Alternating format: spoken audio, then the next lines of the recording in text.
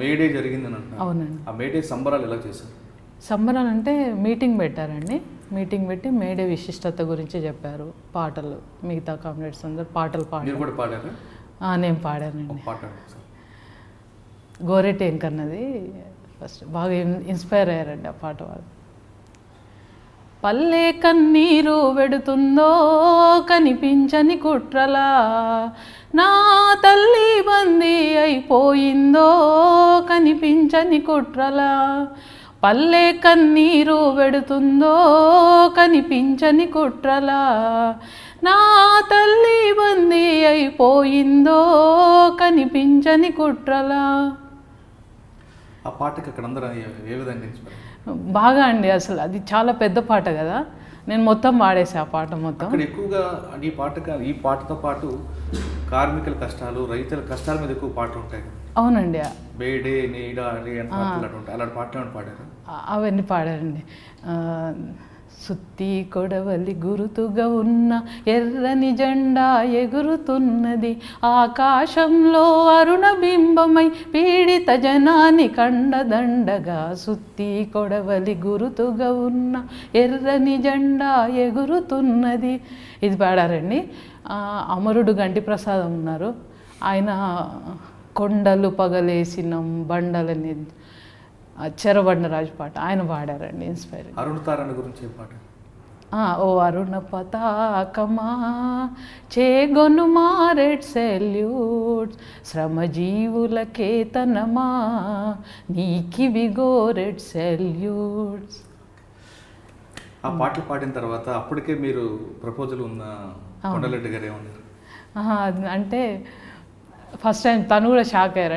అంటే నాలో ఈ గుణం కూడా ఉందా, పాట పాడే గుణం ఉంది తెలియదు. మీ ఇద్దరికి అవునండి, సాంప్రదాయబద్ధంగా సంప్రదాయం అని కాదండి, లోపల ఎలా ఉంటుంది సింపుల్గా ఓ ఎగ్ కర్రీ చేశారు, ఒక ఎగ్ కర్రీ చేశారు స్పెషల్ అంటే చెప్తున్నా. ఆ రోజు మా మ్యారేజ్ సింపుల్గా చేతులు కలిపారు, నేను ఓ పాట పాడా. ఏ పాట పాడారు? అమ్మాయిల గురించి పాడాను. పాడండి. కారు మబ్బులు కమ్మిపోయిన చిన్నారి చెల్లెమ్మ, ఎంత వెన్నెలా కాసిన గాని వెలుగులేదు నీకు అమ్మా, వెలుగులేదు నీకు అమ్మా.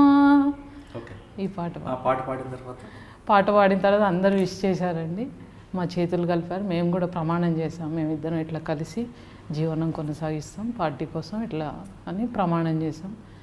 మా మ్యారేజ్ అది ముగిసింది. ఇంకా విందు భోజనానికి వస్తే ఎగ్ కర్రీ చేశారు, స్వీట్ తెప్పించారు బయట నుంచి. ఇంకా అది మాకు విందు భోజనం పెట్టిన తర్వాత మళ్ళీ మేము బయటకు వచ్చామండి, బయటికి తీసుకొచ్చారు మమ్మల్ని. అంటే చెన్నైలో ఉండేవాడు తను. ఇంకా ఇక్కడ మీకు పెళ్ళి చేశారు, విందు భోజనం పెట్టారు. సాధారణంగా ప్రతి ఆడపిల్ల జీవితంలో చూసేది వివాహం బాగా జరగాలని కోరుకుంటారు. వివాహం ముందు గోరింటాకు పెట్టుకోవాలని, సాంప్రదాయబద్ధంగా వివాహం జరగాలని, మేనమామ తీసుకొచ్చి కూర్చోబెట్టాలని, ఇటువంటి కోరికలు చాలా చిన్న చిన్న కోరికలు ఉంటాయి. తల్లిదండ్రుల దగ్గర ఉండాలని, కన్యాదానం ఉండాలని.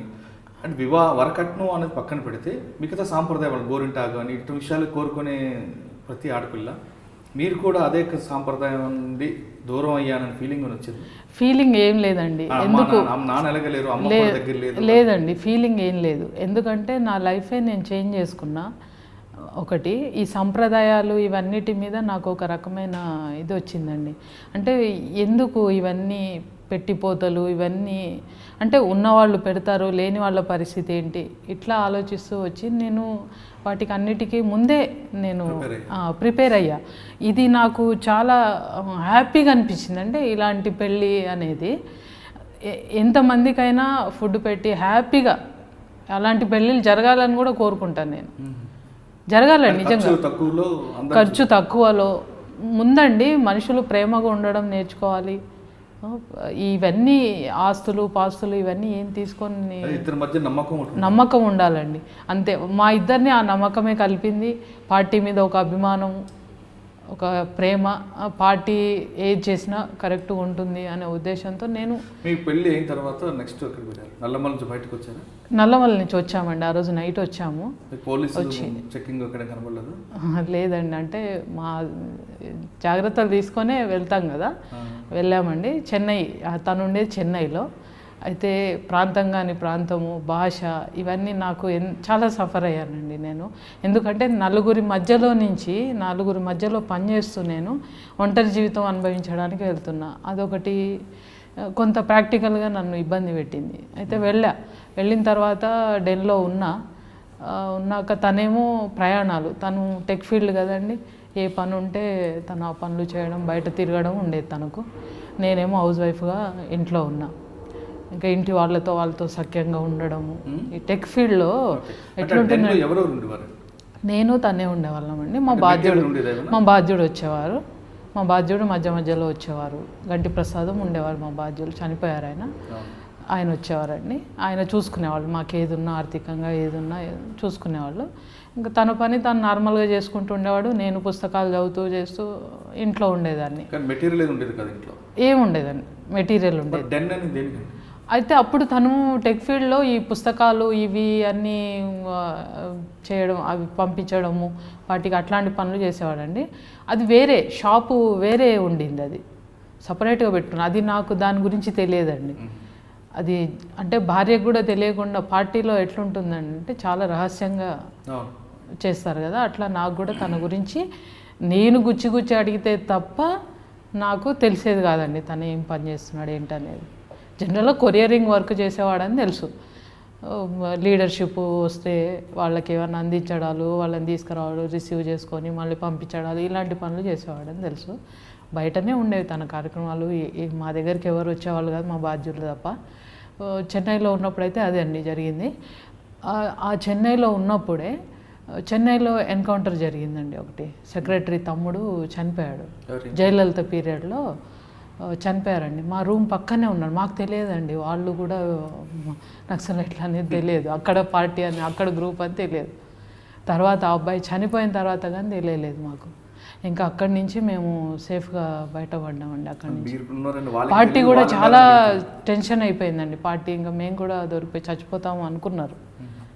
దొరికితే చంపేస్తారనే తెలుసు పార్టీకి కూడా.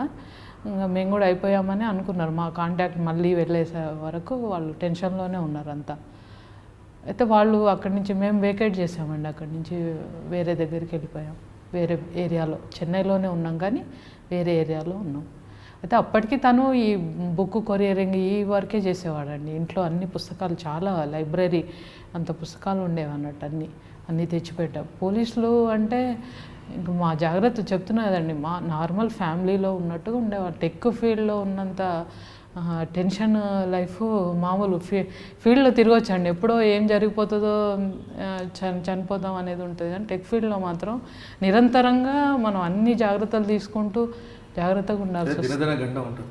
అట్లా అంటే తను బయటికి వెళ్ళాడు, ఏం జరుగుతుందో తెలియదు, నేను ఇక్కడ ఉన్నా ఏం జరుగుతుందో తెలియదు, అలాగే జరిగింది అనుకోండి చివరికి.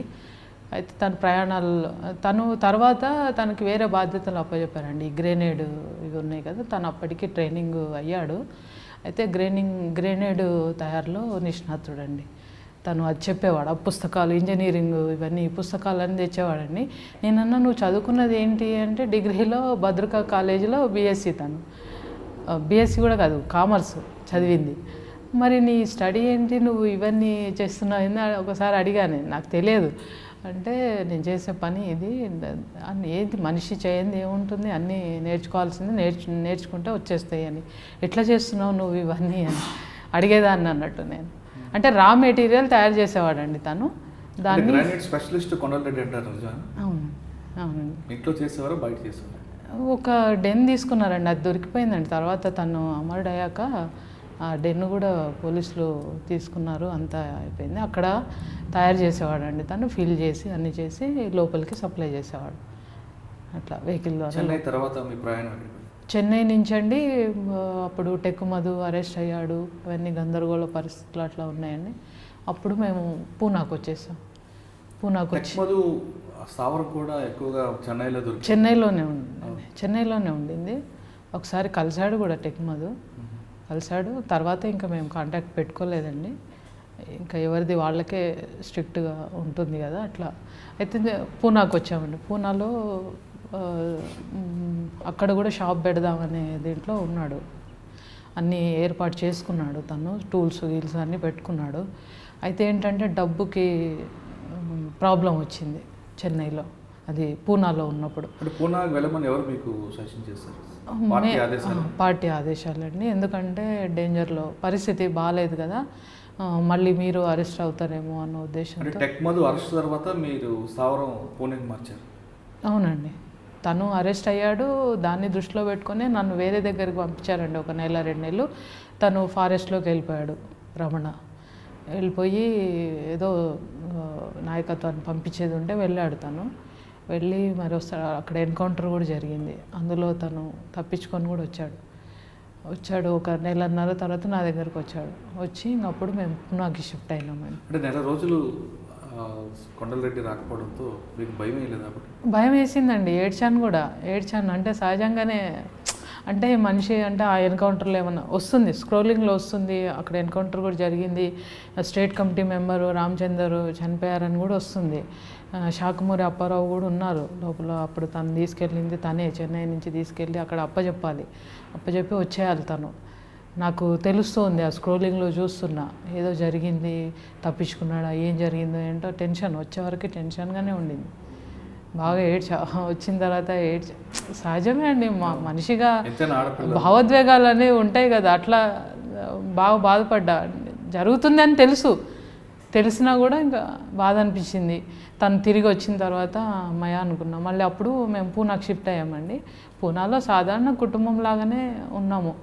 అక్కడ కూడా తను షాప్ పెట్టుకుందాము, బిజినెస్ ఏదో చేసుకుందాము అన్నట్టుగా పార్టీతో ప్రపోజల్ పెట్టాడు. షాప్లో భాగం అంటే ఇదే, ఈ గ్రెనేడ్లు రా మెటీరియల్ తయారు చేస్తే వాళ్ళకి పంపిస్తే వాళ్ళు అవి తయారు చేసుకున్నారు. అట్లా తను ఒక ఒప్పందంతో అట్లా చేసుకోవాలని అనుకున్నాడు. కాకపోతే మాకు డబ్బు అందుబాటులోకి రాలేదు, పార్టీ వాళ్ళు సమకూర్చలేదు. చాలా ఇబ్బందులు ఎదుర్కొన్నామండి ఆర్థికంగా కూడా. అసలు తినాల్సినవి కూడా మానుకొని కూడా అట్లా ఉన్నాము. ఒక 10 months ఉన్నామండి, 10-11 months. అయితే ఎవరిని కాంటాక్ట్ చేసే పరిస్థితి లేదు. మరి 10 నెలలు ఆర్థిక కష్టాలు ఎలా ఎదుర్కొన్నారు? ఇల్లు అద్దె కట్టాలి, భోజనం చేయాలి, ఇవన్నీ ఉంటాయి. అవునండి, ఉన్న బంగారం ఉంటే అది అమ్మేసుకున్నాము. ఏదో కొంతమేరకు అట్లా నడుస్తూ ఉంది. పార్టీ కాంటాక్ట్ చేస్తూనే ఉన్నాము, కానీ ఎవరు కాంటాక్ట్లోకి రాలేదండి మాకు. అప్పటికి తను డేంజర్లో ఉన్నాడని తర్వాత సంఘటన జరిగిన తర్వాత నేను అనలైజ్ చేసుకుంటే అప్పుడు నాకు అర్థమైందంటే అప్పటికే ఏదో అబ్జర్వేషన్లో ఉన్నాడు, సంథింగ్ జరిగింది అనేది అర్థమైంది నాకు. అయితే అక్కడ ఉన్నప్పుడే మాకు ఈ ఆర్థిక ప్రాబ్లం వచ్చింది. మా చెల్లి కొంత పంపించింది అనుకోండి, కొంత హెల్ప్ చేసిండ్రు. వేరే తన ఫ్రెండ్స్ ఉన్నారు, వాళ్ళు కూడా పార్టీలోకి వచ్చారా? లేరండి, రాలేదు. వాళ్ళు నార్మల్ ఫ్యామిలీ అండి. వాళ్ళు ఇప్పుడు బయటనే ఉంటున్నారు ఫ్యామిలీ. వాళ్ళు కొంత ఆర్థిక సహాయం చేయడంతో కుటుంబం వాళ్ళు చేశారండి. మొదటి నుంచి నాకు కొంత చేశారు ఆర్థికంగా. అయితే తన ఫ్రెండ్స్ ఉన్నారు, వాళ్ళు కూడా హెల్ప్ చేశారండి కొంత ఆర్థికంగా. రమణ వాళ్ళ ఫ్రెండ్స్ కూడా. అయితే కుటుంబాన్ని కూడా కాంటాక్ట్ చేసే పరిస్థితి లేదండి. యూజీలో ఉన్నాం కదా మేము, ఎప్పుడు డేంజర్ ఉంటుందో తెలియదు. తననైతే క్యాచ్ చేసే పరిస్థితిలోనే ఉన్నాయి. ఎందుకంటే టెక్ మధు జరిగిన తర్వాత 10 years తర్వాత ఆయన పేరు పేపర్లో వచ్చింది. టెక్ మధు జరిగిన తర్వాత టెక్ రమణ సెంట్రల్ కమిటీ లీడింగ్లో పనిచేస్తున్నాడు అనేది పేపర్లో వచ్చిన తర్వాత ఇంక అప్పుడు జాగ్రత్త పడ్డాం కొద్దిగా. అట్లా పూనాలో ఉన్న తర్వాత ఇవి స్టార్ట్ అయినాయండి. నేను జాబ్ చూసుకున్నప్పుడు రిలయన్స్ స్టోర్లో నాకు జాబ్ వచ్చిందండి. కాల్ వచ్చింది వెళ్తానని అనుకున్నా. నువ్వు ఎస్టాబ్లిష్ చేసుకున్నప్పుడు చేసుకుందువు, కానీ ప్రస్తుతానికి మన ఈ 4-5 వేలతో మనం గడిచిపోతుంది కదా, నేను జాబ్ చేస్తా అని చెప్పి నేను జాబ్కి వెళ్ళానండి. వాళ్ళు కాల్ చేశారు. ఇంటర్వ్యూకి కూడా 3 days వెళ్ళా, ఇంటర్వ్యూ అటెండ్ అయ్యా పూనాలో. ఇవన్నీ సాధారణంగా మామూలుగానే జరిగిపోతున్నాయి. నేను హౌస్ వైఫ్ లాగానే ఆ చుట్టుపక్కల జనాలతో కూడా అసలు ఎట్లా మింగిల్ అయిపోయామంటే వీళ్ళు మావోయిస్టులా అనేది తర్వాత వాళ్ళు షాక్ అండి అక్కడ జనాలు అసలు. అట్లా జాబ్కి వెళ్దామని అనుకున్నా. అయితే ఒకసారి తనకు ప్రయాణం వచ్చిందండి, బెంగళూరు వెళ్ళాడు. బెంగళూరు వెళ్తే అక్కడ తనకి ఫాలోయింగ్ ఉంది. అబ్జర్వేషన్ తెలుస్తుంది కదా వీళ్ళకి. ఫోన్ చేశాడు నాకు. ఫోన్ చేసి ఇంకా కొంచెం డేంజర్గానే అనిపిస్తుంది, నన్ను ఎవరో ఫాలో చేస్తున్నట్టు అనిపిస్తుంది, నేను వేరే రూట్లలో నుంచి వచ్చేస్తా అని చెప్పాడు. చెప్తే ఏంటి ఎప్పుడు చెప్పని న్యూస్ చెప్తున్నావు ఏంటి, జాగ్రత్తగా వచ్చేయని చెప్పాడు. వచ్చాడు తను, నైట్ వచ్చాడండి, పూణే వచ్చాడండి. ఆ మాట చెప్పాడు నాకు అనిపించింది ఇంకా ఏదో డేంజరే ఉంది అని అనిపించింది. అనుకొని మార్నింగ్ చూద్దాము అని అన్నాడు. మార్నింగ్ ఒకవేళ మనకి ఇబ్బందికర పరిస్థితి ఉంటే మనం ఇక్కడి నుంచి వెళ్ళిపోదాం ఎక్కడికైనా అని అన్నాడు. అన్న తర్వాత తనేమో స్టేషన్కి వెళ్ళొస్తా అని చెప్పాడండి. నాకు ఫీవర్ ఉంది, పడుకొని ఉన్నా నేను. అయితే వెళ్ళొస్తా అని చెప్పాడు. అంతే, మధ్యాహ్నం 12 అవుతుంది, తను బయటికి వెళ్ళిపోయాడు. ఈ విషయం ముందే చెప్పాడు కదండి, నాతోటి ఫాలోయింగ్ ఉంది నాకు. అప్పటికీ ఒక స్టేట్ కమిటీ మెంబర్ అరెస్ట్ అయ్యి ఉన్నారు ఈయన లింకులోనే. అవన్నీ దొరికాయండి. జయపాల్ అని ఇప్పుడు బయట ఉన్నాడండి, తను బయట ఉండిపోయాడు. ఏదో లీక్ చేశారు, మొత్తం మీద ఎక్కడో జరిగింది. అది జరిగి తను కూడా అబ్జర్వేషన్లోకి వచ్చాడనేది అర్థమయ్యి ఇంకా అక్కడి నుంచి వెళ్ళిపోదాం ఎక్కడికన్నా వేరే సేఫ్గా వెళ్ళిపోదామని అనుకుంటున్న క్రమంలోనే తను మార్నింగ్ వెళ్ళిపోయాడు. 12కి వెళ్ళాడు. నేను పడుకున్నా. 1:30కి నాకు మెలకు వచ్చింది. ఫోన్ చేస్తున్నా, ఎందుకంటే తను నాకు ముందే చెప్పుకున్నాడు కాబట్టి అదే కాన్షియస్లో ఉన్నా నేను, ఏదో జరుగుతుంది. ఫోన్ చేస్తుంటే కాంటాక్ట్ నాట్ రీచబుల్ వస్తుంది. ఎప్పుడు ఇట్లా రాదే, లోకల్గా ఉంటే ఫోన్ ఇట్లా రాదే, ఏం జరిగింటుంది ఏమన్నా అరెస్ట్ అయ్యాడా ఏంటి. ఇంకా నా మనసులో ఇంకా ఎన్నో ఆలోచనలు వస్తున్నాయి.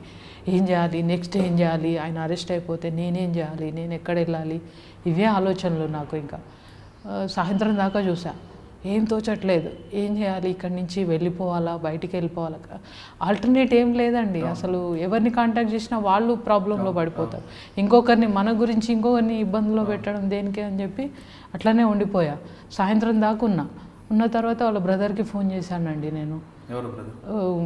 రమణ కొండలరెడ్డి వాళ్ళ బ్రదర్కి ఫోన్ చేస్తే ఆయన ఎవరు మీరు ఏంటి, అది వాళ్ళ భయాలు వాళ్ళకు ఉంటాయి అన్నాను. డైరెక్ట్ ఎట్లా చేస్తారు వీళ్ళు ఫోను అనేది ఉంటుంది కదా వాళ్ళకి. నేను డైరెక్ట్ చేసేసరికి ఆయన షాక్ అయిపోయాడు. అంటే నేనే మీ అన్న భార్యని, ఇట్లా పరిస్థితి ఇట్లా ఉంది, అన్నను అరెస్ట్ చేసినట్టున్నారు, కొంచెం చూడమని చెప్పా. నేను నైటే ఈవినింగ్ టైంలోనే చెప్పా. వాళ్ళు అంతా చూసుకోలేదండి. అప్పటికే తను బతికేవాడు, వాస్తవంగా చంపకపోయి ఉండేవాళ్ళు. కొంచెం బయట తెలుసుంటే. అప్పారావు ముందు రోజే అరెస్ట్ అయ్యాడండి. ఈయన 11th రోజు ఈయనను పట్టుకుంటే 10th రోజున అప్పారావును పట్టుకున్నారు. ఆ తర్వాత తెలిసింది విషయం.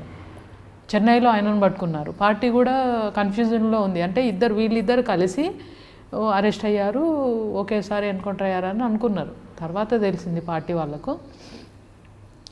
అయితే ఈయన ఇక్కడ ఎన్కౌంటర్ జరిగిందని మా బ్రదర్కి ఫోన్ చేశా. మా బ్రదర్కి ఫోన్ చేసి ఇట్లా జరిగినట్టుంది, కొంచెం వివి సార్ వాళ్ళకి కొద్దిగా ఇన్ఫామ్ చెయ్యి, అరెస్ట్ అయినట్టున్నాడు అని చెప్పా. కొంచెం మీడియాలో వచ్చేటట్టు ప్రయత్నం చేయమని చెప్పా తమ్ముడికి. వాడు కూడా బాగా ఫీవర్గా ఉండి ఆ నైట్ వెళ్ళలేకపోయాడు. మార్నింగ్కే ఎన్కౌంటర్ అయిపోయిందండి. అతను ఎన్కౌంటర్ అయిన విషయం మీకు ఎప్పుడు తెలిసింది? నాకు మార్నింగ్ తెలిసిందండి. అంటే నెక్స్ట్ డే ఈవినింగ్ తెలిసింది నాకు. అప్పటికి నాకు డౌట్ వస్తుంది, కానీ నేనేమనుకుంటున్నా అంటే అరెస్ట్ చేసి ఉంటారు, ఎక్కడో పెట్టుంటారని అనుకుంటున్నా నేను. ఎన్కౌంటర్ చేయకపోయి ఉండొచ్చు అని నా మనసులో ఎందుకో అనుకుంటున్నా అట్లా. కానీ అప్పారావు అరెస్ట్ అయ్యాడనే విషయం నాకు తెలియదు. అప్పారావు గురించి అసలే తెలియదు నాకు. ఇక్కడ వచ్చి ఆయన చనిపోయాడని తెలిసిన తర్వాత అప్పుడు ఏంటి అప్పారావు కావడం ఏంటి. కొండలరెడ్డి చనిపోయారు విషయం మీకు నెక్స్ట్ డే సాయంత్రానికి వాళ్ళ బ్రదర్కి చేశా అండి. అంటే ఇంకా నేను అక్కడి నుంచి హైదరాబాద్ వచ్చేద్దామని ట్రై చేస్తున్నా. మా తమ్ముడు అన్నాడు, నువ్వు వచ్చేసేయి, ఇక్కడికి వచ్చేసేయి ముందు అని. చెప్పట్లేదు, మా తమ్ముడు చెప్పలేదు, మా అమ్మ చెప్పలేదు ఇట్లా ఎన్కౌంటర్ అయింది, చనిపోయాడని. టీవీలో చూస్తున్నారు వాళ్ళంతా, కానీ చెప్పలేదు. నేను అక్కడి నుంచి రావాలి కదా, ఒంటరిగా రావాలి, ఎట్లా వస్తుందో ఏంటో అని చెప్పి చెప్పలేదు వాళ్ళు. చెప్పకుండా నువ్వు ముందు వచ్చేసేయి అంటున్నారు. నాకు అక్కడికి అనుమానం ఏదో పీడిస్తుంది. కానీ వాళ్ళ తమ్ముడికి ఫోన్ చేస్తే వాళ్ళ తమ్ముడు అన్నాడు, ఇంకేంటి అంతా జరిగిపోయింది, అంతా అయిపోయింది అన్నాడు. ఎన్కౌంటర్ చాలా అంటే ఒకటి నాకు తను ఏం చెప్పేవాడంటే, నేను ఎప్పుడు దొరికినా నన్ను ఎన్కౌంటర్ చేస్తారు, నా ఇప్పుడు నెక్స్ట్ టార్గెట్ నేనే అనేది కూడా నాతో చెప్పాడు. నెల రోజుల ముందే చెప్పాడండి అది కూడా. అంటే మీరు ముందుగా ప్రిపేర్ అయ్యారా మీరు కూడా? నేను కూడా ప్రిపేర్ అయ్యి అంటే నీతో పాటు నేను కూడా అయిపోతే నాకు అది ఉండిందండి. వస్తారు డెన్ దగ్గర అరెస్ట్ చేసి తీసుకుపోయి ఇద్దరిని చంపేస్తారు, ఇద్దరు అవుతామనేది ఉండండి. ఇట్లా జరుగుతుందని అనుకోలేదు. అది యాక్సిడెంటల్ అట్లా తనను పట్టుకొని అసలు పర్సను వాళ్ళకి కావాల్సింది తను. నేను మామూలు తెలుసు నా బ్యాక్గ్రౌండ్, నేను పనిచేసిన ఉంటుంది కదండి రికార్డు, పోలీసు రికార్డులో ఉంటుంది కదా, అవన్నీ చూసి ఇంపార్టెంట్ పర్సన్ దొరికితే ఇద్దరు చనిపోతామని మీరు మెంటల్గా ప్రిపేర్ అయ్యారు. కానీ అన్ఎక్స్పెక్టెడ్గా కొండలేడు దొరికిపోవడం, అతను అమరవడం, ఆ సంఘటన ఒక్కసారి ఆ షాక్ మీరు చాలా షాక్ అయ్యానండి. అక్కడ తెలియని మనకు ఎవరు పంచుకునే పరిస్థితి లేదు ఎవరి దగ్గర. జనరల్ పీపుల్ వాళ్ళందరితో మేము ఎట్లా మామూలు కుటుంబంలో ఉన్నట్టు ఉన్నాం. అక్కడికి నేను చెప్పానండి, పక్కన వాళ్ళకి చెప్పా, మేము ఇది అమ్మ ఇట్లా జరిగింది, నేను ఊరు వెళ్తున్నా. వాళ్ళు మా ఇంటి ఓనర్ ఉన్నారు, ఆ అబ్బాయి టికెట్ నాకు తీసిచ్చాడు, బస్ టికెట్ బుక్ చేసి ఇచ్చాడు. నైట్ బస్ ఎక్కిచ్చాడు అబ్బాయి. బస్ ఎక్కించి ఇంటికి వచ్చా, మా తమ్ముడు రిసీవ్ చేసుకున్నాడు, మా పిన్ని వాళ్ళ ఇంటికి వెళ్ళాం. అక్కడికి ఇంటికి వచ్చిన తర్వాత తెలిసింది నాకు, అప్పారావు టీవీలో చూస్తున్నా. మా తమ్ముడు అంటున్నాడు ఇంకొక అతను చనిపోయాడు, బావతో ఇంకొక అతను చనిపోయాడు అని ఎవరు అంటున్నా, వాడికి తెలియట్లే పేరు. ఇంటికి వెళ్ళిన తర్వాత అప్పారావు. నేను షాక్ అయిపోయాను. ఇద్దరు అట్లా అనుకోకుండా జరిగిపోయింది అది. అట్లా నేను కన్ఫర్మ్ చేసే వరకు తెలియదండి, వాళ్ళిద్దరు కాంటాక్ట్ లేదు, బిల్కుల్ లేదు. ఎందుకంటే తను ఎప్పుడో ఫారెస్ట్లోకి వెళ్ళిపోయాడు అప్పారావు, మేము మా అంతకు మేము ఉంటున్నాం. అసలు మాకు పార్టీ కాంటాక్టే లేదు. అది చెప్పాలంటే 10 months నుంచి పార్టీ కాంటాక్ట్ లేక పార్టీ కాంటాక్ట్ కోసం ట్రై చేస్తున్నాం మేము. అంతలో ఇది జరిగిపోయిందండి. అప్పటికే అంతకుముందే నాయకులు చనిపోయారు, స్టేట్ కమిటీ వాళ్ళు చనిపోయారు. ఆ లింకులోనే తను వచ్చాడు, తనను కూడా చంపేశారు. హైదరాబాద్ వచ్చిన తర్వాత మీ కుటుంబం ఆదరించిందా మీకు? అవునండి, మా తమ్ముడు అమ్మ నన్ను తీసుకొచ్చి మా తమ్ముడే తను ఇంట్లో తీసుకొచ్చి పెట్టాడు. కాకపోతే వాళ్ళని ఇబ్బంది పెట్టొద్దు, పోలీసులు వస్తారు, ఇవన్నీ ఇబ్బంది, మా మరదలు కడుపుతో ఉంది అప్పుడు, అవన్నీ ఇబ్బందులు పెట్టొద్దు అని చెప్పి మా పిన్ని వాళ్ళ ఇంటికి వెళ్ళానండి. మా అమ్మ చెల్లెలు వాళ్ళ ఇంటికి అక్కడే ఉంటే టీవీ స్టూడియో వాళ్ళు పిలిచారండి, ఎన్టీవీ వీళ్ళు పిలిచారు, HMTV వాళ్ళ దగ్గరికి వెళ్ళి ఫేక్ ఎన్కౌంటర్ అని ఇంటర్వ్యూ కూడా ఇచ్చాను నేను. స్క్రోలింగ్లో వస్తుంది మాధవి దళసభ్యురాలు. చూశానండి. అంటే ఆ డెడ్ బాడీ కోసమే నేను ట్రై చేసింది. ఎందుకంటే అప్పటికి 3 days అయిందండి, బాగా కుళ్ళిపోయి ఉన్నాయి, శవాలు కూడా బాగా కుళ్ళిపోయి ఉన్నాయి. అయితే కోర్టు ద్వారా ఇప్పుడు సోలిపేట రామలింగారెడ్డి ఉన్నారు కదా, ఆయన కోర్టు ద్వారా వేసి తీసుకొచ్చారండి బాడీని. వాళ్ళ ఫ్యామిలీ మెంబర్స్ అంతా అక్కడికి వెళ్ళారు, వరంగల్ వెళ్ళిపోయి తీసుకొని వచ్చారు, MGMకు వెళ్ళి తీసుకొని వచ్చారు బాడీని. నేను హ్యూమన్ రైట్స్ వాళ్ళ దగ్గరికి వెళ్ళానండి, సుభాషన్ రెడ్డి గారు ఉన్నారు అప్పుడు, ఆయన దగ్గరికి వెళ్ళి నేను చెప్పుకున్నా, సార్ అరెస్ట్ చేయడానికి వచ్చారండి, పోలీసులు వచ్చారు యూనిఫామ్లో వచ్చారు, నా వెనకే వచ్చారు. నేను టీవీ వాళ్ళు నన్ను తీసుకొని వస్తున్నారు, స్టూడియో దిగుతుంటే వచ్చారు అరెస్ట్ చేద్దామని. జస్ట్ అట్లా నేను అడుగు లోపలికి పెట్టా సుభాషన్ రెడ్డి వాళ్ళ రూమ్లోకి, వెనక వచ్చారు. మొత్తం అంతా మీడియా అంతా వచ్చేసింది నా వెనుక. ఇంకా వాళ్ళు ఉన్నారు కాబట్టి ఏం అనలేకపోయారు వాళ్ళు. అయితే నేను వెళ్ళి హ్యూమన్ రైట్స్ వాళ్ళ దగ్గర ఒకటే విన్నవించుకున్నా, ఏం లేదు సార్, నాకు బాడీని చూసుకునే అవకాశం కల్పించండి అంతే అని చెప్పాను. నన్ను అడిగాడు సుభాషన్ రెడ్డి గారు, నీకేంటమ్మా ఏంటి సంబంధాన్ని ఆయన వర్క్తో? నాకు ఆయన వర్క్తో ఎలాంటి సంబంధం లేదండి, జస్ట్ నేను మామూలు అమ్మాయిని, హౌస్ వైఫ్గా వెళ్ళా, ఆయనని ఇష్టపడి పెళ్లి చేసుకున్నా, అంటే పార్టీ అంటే ఇష్టమే, అట్లా పని చేశా అంతే, అంతవరకే అండి, తను ఏం చేస్తున్నాడో తన పనులు నాకు అవి సంబంధం లేదండి అని చెప్పా. సరే అని చెప్పి ఆయన శాంక్షన్ చేశారు, సెక్యూరిటీ ఇచ్చారు, నాకు ఇచ్చి వాళ్ళ ఊరికి పంపించారండి. నేను మా అమ్మ వెళ్ళి అక్కడ బాడీని సాయంత్రం చూసుకున్నాము. వాళ్ళ తమ్ముడు నన్ను వేరే ఒక లాయర్ దగ్గరికి పంపించాడండి. పంపిస్తే నేను అదే వీధిలో రామలింగారెడ్డి ఉంటారు సిద్దిపేటలో, ఆయన దగ్గరికి వెళ్ళాం. మార్నింగ్ వెళ్తే ఆయన 3 days వాళ్ళ ఇంట్లోనే ఉండమన్నారండి. అప్పటికి SP అందరూ ఫోన్ చేస్తున్నారు ఆయనకు, ఆమె ఎక్కడుంది ఏంటి, మళ్ళీ పార్టీలోకి వెళ్తా అది ఇది అని మాట్లాడింది కదా అంటే, ఎమోషనల్లో ఏదో ఒకటి మాట్లాడతారండి, అట్లా ఏం లేదు, వాళ్ళు మంచి సాంప్రదాయ కుటుంబం, అట్లేం కాదు, అమ్మాయి మీరు అట్లేం అనుకోకండి, అమ్మాయి అట్లేం వెళ్ళదు చేయదు అని ఈయన చెప్తూ ఉన్నారు, నా ముందే మాట్లాడారు. అయితే నీకు ఎన్ని రోజులు ఉండాలని సార్, 2 రోజులు ప్రశాంతంగా ఇక్కడ ఉండమ్మా అని చెప్పారు ఆయన. వాళ్ళ కుటుంబమే కదా, ఉండమని చెప్పారు. సరే ఇంకా అక్కడి నుంచి నేను మా తమ్ముడి ఇంటికి వెళ్ళిపోదామని అనుకున్నా, అమ్మ దగ్గరికి. వివి సారు వీళ్ళందరూ ఫోన్ చేశారు, అమ్మ దగ్గరికి వెళ్ళి అరెస్ట్ చేసినా పర్లేదు నేను అనుకున్నా, అరెస్ట్ చేసినా ఆయన భార్యను అయినందుకనే నా మీద కేసులు పెడతారు, అరెస్ట్ చేస్తారు అనుకున్నా. వెళ్ళి ఇంకా ఎంక్వైరీలు చేస్తూనే ఉన్నారు పోలీసులు. సెక్యూరిటీ పంపించారు కదా హ్యూమన్ రైట్స్ వాళ్ళందరూ అడుగుతున్నారు అన్నట్టు అమ్మ ఎక్కడుంది ఏంటి అని. ఆ ఇంటి దగ్గర లేను కదా సార్, నేను వేరే దగ్గర ఉంచాను నన్ను. ఇంకా మళ్ళీ ఇంకా వెళ్ళొద్దు అనుకున్నా పార్టీలోకి. అప్పుడు ఆ మూమెంట్లో మాత్రం ఇంకా మళ్ళీ అండర్ గ్రౌండ్ కావద్దు అనేది నిర్ణయించుకున్నాను. అంటే నా హెల్త్ పర్పస్ ఒకటి, మెంటల్గా కూడా నేను ఇంకా ప్రిపేర్గా లేనప్పుడు ఆ షాక్లో ఇంకా దాంట్లో. తర్వాత పోలీసులు మీకు ఎప్పుడు మళ్ళీ పోలీసులు నన్ను ఏం పట్టుకోలేదండి, ఏమీ డిస్టర్బ్ చేయలేదు అస్సలు. పోలీసులు ఏం డిస్టర్బ్ చేయలేదు నన్ను. కాకపోతే మా బ్రదరు ఉన్నారు కదా, బ్రదరు ఫ్రెండ్ ఒకతను ఇంటెలిజెన్స్లో ఉన్నారండి. ఆయన కొద్దిగా ట్రై చేశాడు నా గురించి. అంటే జిల్లాకు వచ్చి లొంగిపోమని చెప్పారండి నన్ను. ఎస్పీ రమ్మన్న, మహబూబ్ నగర్ జిల్లాలో. ఎస్పీ పేరు తెలియదండి నాకు. అయితే మా అన్న ఫ్రెండ్ ఇంటెలిజెన్స్ అతను, ఆయన ట్రై చేశాడు. ఏం చేస్తుంది చెల్లెలు, ఏంటి మళ్ళీ ఏమనుకుంటుంది ఏంటి అనేది కొంత మాట్లాడితే నేను అన్నా, సార్ నేను మా అమ్మ దగ్గరే ఉన్నా ప్రస్తుతానికి, మా అన్నతో పక్కనే ఉన్నాడు ఆయన, ఉండి మాట్లాడిస్తున్నాడు అన్నట్టు చెప్పాను నేను డైరెక్ట్. లేదండి నేను సాధారణ జీవితంలో ఉందాం అనుకుంటున్నా, మీరు చూసాను. అప్పటికి 2 months అయిందండి, అబ్జర్వేషన్లో ఉన్నా నేను. పోలీసులు నన్ను చూస్తున్నారు చేస్తున్నారు అంతా, నేను నార్మల్గానే ఉన్నా. అయితే నేను జాబ్లో జాయిన్ అయ్యానండి. మా ఇంటి దగ్గరలోనే, ఇంటి ముందే డెంటల్ హాస్పిటల్ ఉంది, అందులో జాబ్లో జాయిన్ అయ్యా. ఖాళీగా ఉండడం దేనికి అని చెప్పి బిజీగా ఉందామని. పోలీసుల ఆదేశాలతో మీరు సరెండర్ అయిపోయారా? సరెండర్ కాలేదండి నేను ఇంతవరకు. ఎందుకంటే వాళ్ళు కూడా నన్ను ఏం ఫోర్స్ చేయలేదు సరెండర్గా. అడిగారు, ఒకసారి అడిగారు. కేసులు ఏం పెట్టలేదండి, కేసులు పెట్టలేదు, ఏం లేదు. జస్ట్ అట్లా నేను నార్మల్ లైఫ్లో ఉంటా అని చెప్పాను. వాళ్ళతో డైరెక్ట్గా చెప్పలేదు కానీ ఇండైరెక్ట్గా వాళ్ళు మాట్లాడించారు మా అన్నతో. నేను చెప్పి అమ్మ దగ్గరనే ఉంటా, నేను కావాలంటే ఎంక్వైరీ చేసుకోమని చెప్పండి, నేను ఎక్కడికి వెళ్ళే మనిషిని కాదు, నార్మల్గా నేను ఉద్యోగం చేసుకుంటాను. వచ్చారు, నేను ఉద్యోగం చేస్తున్న దగ్గర కూడా నేను గుర్తుపడతా కదా, వాళ్ళు ఇంటెలిజెన్స్ వచ్చారు, చూశారు. నేను ఎక్కడ వెళ్తుంటే మార్కెట్కి వెళ్తుంటే మీ అడవి ప్రయాణం ఫస్ట్ స్టెప్లో ముగిసింది. అంటే ఇందులో చాలా 2 విషయాలు చాలా స్పష్టంగా చెప్పండి. మీరు వరకట్ను వ్యతిరేకంగా మహిళలపై జరుగుతున్న దాడులు, వాళ్ళ జరుగుతున్న అవమానాలని ఏదో సాధించాలనే ఉద్దేశంతో మీరు అడుగుబాటు పెట్టారు. అక్కడ వెళ్ళిన తర్వాత కొండలరెడ్డి గారిని పెళ్లి చేసుకున్నారు.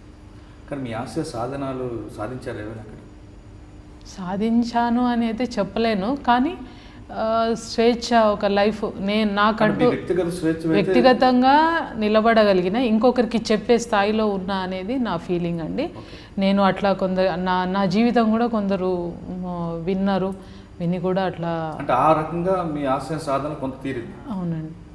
రెండో విషయం, అడవుల్లో అన్నలు అంటే ఎవరైతే మహిళలు లోపలికి వస్తారో అక్కడ బాల్య వివాహాలను తట్టుకోలేక, లేదా అక్కడ కుల వ్యవస్థల మీద పోరాటంతో విసిగిపోయి పోరాటం చేయడానికి వచ్చిన వాళ్ళ పట్ల, తుపాకీ పట్టుకోవాలని లోపలికి వచ్చిన వాళ్ళ పట్ల అన్నలు కొంతమంది లైంగిక దాడులు చేస్తారనేది ఒక ఆరోపణ ఉంది, అది వాస్తవం అంటారు? లేదండి, చిన్నపాటివి జరుగుతూ ఉన్నాయి, నాకు తెలిసి కూడా జరిగినాయి. కానీ మనిషి ఆవేశం జరుగుతుంటాయి అట్లాంటివి. కానీ అమ్మాయిల మీద ఇలాంటి అత్యాచారాలు కానీ ఇలాంటివి జరిగిన సందర్భాలు లేవండి. చాలా స్వేచ్ఛగా, నేను చూసినంత వరకు అమ్మాయికి ఫ్రీడమ్ ఉంటుంది, తన అభిప్రాయాలను వెలిబుచ్చుకోవడానికి. బయట ఆ స్వేచ్ఛ లేదండి అమ్మాయికి. అలాంటి స్వేచ్ఛ అక్కడ పొందాము. విలువలతో ఉంటుందండి, అట్లేం లేదు. అమ్మాయిలను ఏదో చూస్తారని, అన్ని షేరింగ్ ఉంటుంది, అన్ని పనిలో షేరింగ్ ఉంటుంది, వాళ్ళు ఏ స్థాయిలో ఉండని ఎవరు ఉండదు. నేను నాయకత్వాన్ని కూడా అట్లనే చూశానండి. అంత పెద్ద నాయకత్వం ఉన్నా కూడా ఈ మహిళ ఈమెనే చేయాలి అట్లా ఉండేది కాదండి. అవన్నీ నాలో ప్రభావం, అంటే ఎంతో కొంత నేర్చుకోగలిగినామండి అక్కడ. బయట సమాజంలో ఇప్పుడు నా కుటుంబమే తీసుకోండి, నా కుటుంబంలోనే ఎంత వివక్ష ఉంటుంది చూస్తాం కదా మనం. అమ్మాయి అబ్బాయి వివక్ష, బ్రాహ్మణ్స్లో ఇంక ఎంత ఉంటుందో అది ఇంకా చెప్పడానికి వీల్లేదు. అవన్నీ అనుభవించి వచ్చిన వాళ్ళం కదా. అది ఒక డిఫరెంట్ సమాజంలోకి వెళ్ళిన ఫీలింగ్ అయితే వచ్చిందండి.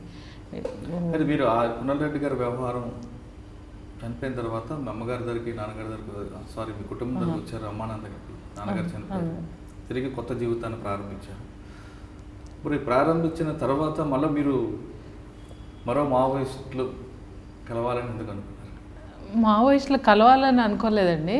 అయితే నాకు ఎందుకు అనిపించిందంటే ఎన్కౌంటర్లలో చనిపోతున్నారు కదా, ఇప్పుడు నా సహచరుడే చనిపోయాడు, అది చూడలేకపోయా నేను. అంటే న్యాయంగా ఇందులో పనిచేయాలి. సరే యుద్ధము, అది చనిపోతారు, సహజమే, తప్పదు. అటువైపు నష్టాలు ఇటువైపు నష్టాలు తప్పవు. అది అయితే నేను అనుకున్నది ఏంటంటే ఈ సంఘంలో పనిచేస్తే, అది అమరుల బంధుమిత్రుల సంఘం అని, అందులో నేను స్టేట్ జాయింట్ సెక్రటరీగా జాయిన్ అయ్యానండి. సూపర్. పనిచేసా, 4 years పనిచేశానండి. అంటే ఎన్కౌంటర్లో చనిపోయిన వాళ్ళ శవాలను తెచ్చి గౌరవంగా వాళ్ళ కుటుంబాలకు అప్పచెప్పి గౌరవంగా క్రిమేషన్ చేయడం, ఇదంతా అవి చేసేవాళ్ళం మేము. అక్కడ ఏదో వాళ్ళ కుటుంబాలని గ్యాదర్ చేసి చేయడం, అలాంటివి చేశా. నేను మళ్ళీ పార్టీలోకి వెళ్ళాలనే ఉద్దేశం అయితే లేదండి, ఖచ్చితంగా. ఎందుకంటే నేను చెప్పాను కూడా, పార్టీకి చెప్పేసి నేను బయట ఉండిపోయానండి. నేను రాలేను, ఇంకా నా శరీరం సహకరించేది ఒకటి, మెంటల్గా కూడా ఐఎమ్ నాట్ ఫిట్ అని చెప్పి నేను బయట ఏదో పని అయితే చేస్తూ ఉంటా అని చెప్పా. కొండలరెడ్డి గారితో ఒక అధ్యాయం ముగిసిన తర్వాత ఎవరైతే చనిపోతున్నారో అన్నలు, వాళ్ళ కుటుంబాలు ఆదుకోవడానికి మీరు ఒక 4 సంవత్సరాలు కార్యక్రమం చేపట్టారు. అది అయిన తర్వాత మాధవి అలియాస్ సంగీత, గణేష్ అనే ఒక వ్యక్తి ఉన్నారు. అప్పటికే అతను మాగుంట సుబ్రహ్మరెడ్డి హత్య కేసులో అతను నిందితుడు, అతను చల్లపల్లి జైల్లో ఉన్న అతని వైపు మీరు ఎందుకు అతనితో ప్రేమ వ్యవహారం నడిపి అతను పెళ్లి చేసుకోవాలని ఆలోచన ఎందుకు వచ్చింది? అది యాదృచ్ఛికమనే చెప్పాలండి. ఎందుకంటే నాకు అసలు పెళ్ళి చేసుకోవాలనే కొండలరెడ్డిని కోల్పోయిన తర్వాత ఒక 4 years నేను అట్లా ఉండిపోయినండి. మ్యాచెస్ కూడా తెచ్చారు ఆర్గనైజేషన్ తరఫున కూడా, నేను ఒప్పుకోలేదు, చేసుకోవాలని అనుకోలేదండి. అయితే ఒకసారి నేను పనిచేస్తున్న క్రమంలోనే గణేష్ నా దగ్గరకు వచ్చాడండి. నేను ఉంటున్న రూమ్కి వచ్చాడు. చెప్తున్నా కదా, అంటే ప్రేమ అంటే ఎట్లా ఉంటుందో అనేది దానికి ఎక్స్ప్లెనేషన్ లేదు. అట్లనే జరిగింది నా విషయంలో కూడా. అంటే ముందు చేసుకున్న ప్రేమ లేదా అని కాదు, ఆ ప్రేమ వేరు. కానీ గణేష్ హిస్టరీ తెలుసు, గణేష్ గురించి తెలుసుకున్నా, కానీ ఎప్పుడు ఆయన మీద అభిప్రాయం లేకుండింది. కానీ ఆ రోజే ఎందుకో తను వచ్చాడు రూమ్లో, అక్క వాళ్ళతో మేము ఫ్రెండ్స్ ఉన్నాము, మాట్లాడుతున్నాడు. ఒక బస్తీకి వెళ్ళామండి, ఇక్కడ సుభాష్ నగర్ బస్తీ అని ఉంటుంది, ఆ బస్తీకి వెళ్ళాము. వెళ్తే అక్కడ నైట్ ఉన్నాము. మాది ఏదో ప్రోగ్రామ్ మీటింగ్ ఉంటే మేము పాటలు ప్రాక్టీసు అవి చేస్తూ ఉన్నాము. తనంతకు తాను ఉన్నాడు. నేను అప్పటికి కూడా నా మనసులో ఏమీ అనిపించలేదు. అయితే మార్నింగ్ తనని బస్సు ఎక్కించామని చెప్పారు అక్క వాళ్ళు. అయితే తనని బస్సు ఎక్కించడానికని లేచి వెళ్తున్నా బస్సు ఎక్కిద్దామని. ఆ మాటల క్రమంలో నువ్వు ఎక్కడున్నావు, ఏంటి, ఏం చేస్తున్నావు అని తను అడిగాడు. నేను కూడా చెప్పా, ఇట్లా ఉద్యోగం చేస్తున్నా, ఇట్లా సంఘంలో పనిచేస్తున్నా అని చెప్తే అట్లా కొంచెం మాటలు కలుస్తూ వచ్చాయి. తెలియదు, సడన్గా నా మనసులోకి వచ్చేసిందండి. తను బస్సు ఎక్కి టాటా చెప్పాడు, అంతే. నాకెందుకో అనిపించింది, ఈ వ్యక్తిని చేసుకుంటే ఎలా ఉంటుంది. అంటే ఫస్ట్ టైం మీ రూమ్కి గణేష్ వచ్చినప్పుడు ఆయన చూడగానే ఏమనిపించింది? సాధారణంగా మా అందరినీ చూస్తా కదండి, అట్లనే అడిగా అక్క వాళ్ళు. అంటే తను జైల్లో చూసా కానీ తన గురించి ఇండైరెక్ట్గా ములాఖత్ అంటే మా బావ ఉన్నారు కదండి, ఆయనను కలవడానికి వెళ్ళా చర్లపల్లిలో. అప్పుడు చూసా ఒకసారి. రవిశర్మ అని బాగున్నారు, ఆయన గణేష్ కూడా వచ్చాడండి. అప్పుడు గణేష్ వచ్చాడు, అక్కడ ఒకసారి చూసిన తర్వాత మళ్ళీ 4 years కండి, 4 years తర్వాత తను నా రూమ్కి వచ్చాడు. వచ్చిన తర్వాత నాకెందుకో ఆ వెళ్తున్న క్రమంలోనే ఆ బస్తీలోనే నాకు అనిపించింది, ఆ బస్తీలో అమరుల స్తూపం ఉంటుందండి. అక్కడ అమరులను ప్రతి సంవత్సరం సంస్మరించుకుంటారు కదా, అక్కడ నేను నా ప్రోగ్రాంలో తను వచ్చాడు. తను పెరోల్పై వచ్చాడు. అప్పుడు వెళ్ళిపోవాలి, నెక్స్ట్ డే వెళ్ళిపోవాలి. తను ఆ ప్రయత్నాల్లో ఉన్నాడు, వెళ్ళిపోతున్నాడు. బస్ ఎక్కిచ్చా, బాయ్ అని చెప్పా, అంతే. నాలో ఎందుకు ఈ వ్యక్తిని చేసుకుంటే బాయ్ అన్న, అంతే. గణేష్ కూడా అలాగే అన్నాడు, బాయ్ అన్నాడు. చూశాడు, తనకు కూడా చెప్పడంలోనే మీరు ఎందుకో అనిపించిందండి. నాదేదో నేను కోల్పోతున్నా అంటే నాకు కావాల్సిన వ్యక్తి వ్యక్తి అని అనిపించింది. అది ఎక్స్ప్రెస్ చేయలేనండి, చెప్పలేను. ఎవరు అడిగినా కూడా అదే ఇంత సడన్గా మాధవి మ్యారేజ్ చేసుకుందా, ఇప్పుడు ఆర్గనైజేషన్ వాళ్ళకి కూడా తెలియదండి, చాలా మందికి తెలియదు మాధవి ఎక్కడ పోయింది మొత్తం అన్నీ రిజైన్ చేసేసాను నేను. టాటా చెప్పడంతో మీరు కూడా రెండో వ్యక్తి నా వ్యక్తి అనుకుంటూ మీరు అతని మీద అవునండి పడ్డారు. కానీ గణేష్ నేర చరిత్ర మీకు ఎప్పుడు తెలుసుకుంటొచ్చు? తెలుసండి. అతను మాగుంట సుబ్బరామరెడ్డి కేసు. అవునండి. ఆ కేసు గురించి గణేష్ మీతో ఏం చెప్పారండి? గణేష్ చెప్పాడండి, అంటే తన పరిచయం అయ్యాక నాకు ఇండైరెక్ట్గా తెలుసు. అంటే ఆ రోజు బస్తీకి వెళ్తూ కూడా నేను అడిగా, ఆటోలో కూర్చున్నాం మేము, ఏంటి మీకు కూడా బుల్లెట్ ఇంజరీ అయిందట కదా, అది ఎట్లా జరిగింది ఏంటి అని అడుగుతున్నా. తను అడిగా ఇన్సిడెంట్ ఎట్లా జరిగిందని. చెప్పాడు తను ఎట్లా కిడ్నాప్ చెప్పారు. ఎపిసోడ్ ఏం చెప్పారు గణేష్? అది కిడ్నాప్ చేద్దామని వెళ్ళాం మన నాయకుల్ని రిలీజ్ చేసుకోవడానికని. అట్లా అనుకోకుండా అట్లా జరిగిపోయింది, ఆయన చనిపోయారు. దాంతో నేను జైలు పాలయ్యాను, ఇన్నేళ్ల నుంచి ఉంటున్నా. అంటే నేను అప్పటికి ప్రపోజ్ చేయలేదు కదండి తన్ని, జనరల్గా చెప్పాడు తను. చెప్పిన తర్వాత 2 months ఆలోచించుకున్నానండి నేను. నాకు మైండ్లో వచ్చింది తన్ని ప్రపోజ్ చేస్తే ఎట్లా ఉంటుంది. తనకు తెలియదు అప్పటికి, తను జైలుకి వెళ్ళిపోయాడు, పెరోల్పై వచ్చాడు వెళ్ళిపోయాడు.